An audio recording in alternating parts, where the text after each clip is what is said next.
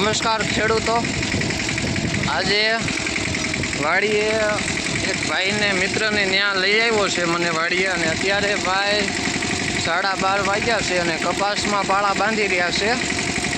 તમે જોઈ શકો છો આ ટ્રેક્ટરથી અત્યારે હલાવી રહ્યા છે। પાછળ 2 કાની બાંધેલી છે, એટલે 2 છે આમાં એક સાથે પાળા બંધાઈ રહ્યા છે। આ ખેડૂતની વેદના છે, અને એમાંય ભારત સરકાર અમેરિકાથી કપાસની આયાત ચાલુ કરે તો આ ખેડૂત ક્યાં જશે? આ ખેડૂતની દશા તમે જોઈ શકો છો, રાતનાય સૂતા નથી। આ જુઓ, આપણે તો અમે ખેડૂતો પાસેથી જાણીશું, ખેડૂત સાથે આપણે ડાયરેક્ટ વાત કરશું કે ખેડૂત શું કહેવા માંગે છે, કેવા હેરાન થઈ રહ્યા છે। તો શું કહેશો અત્યારે તમે? આ રાતના કેમ પાળા બાંધી રહ્યા છો?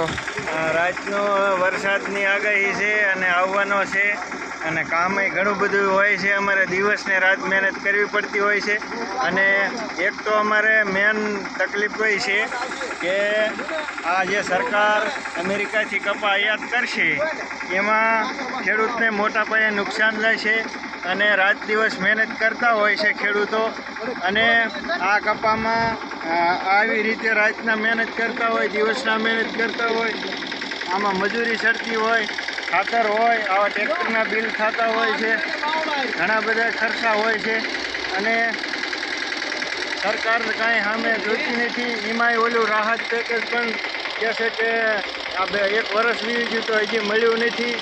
અને આપણી સાથે બીજા ખેડૂતો છે, તો આપણે એને પણ સવાલ કરશું કે બીજા ખેડૂતો શું કહેવા માંગે છે। શું કહેશો તમે? શું કહેશો ભાઈ તમે? કઈ રીતના અત્યારે રાતના કેમ પાળા બાંધો? દિવસે કેમ ટાઈમ નથી મળતો? શું થાય? દિવસે તો બીજું બધું કામ હોય ને, ઘણું બધું, તો એમાં રાતના જ બાંધવા પડે।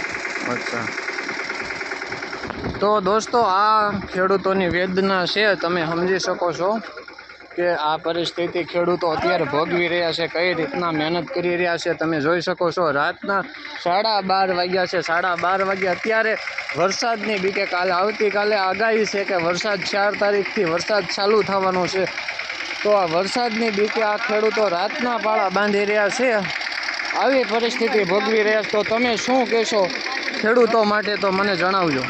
જય હિન્દ, જય ભારત, જય જવાન, જય કિસાન।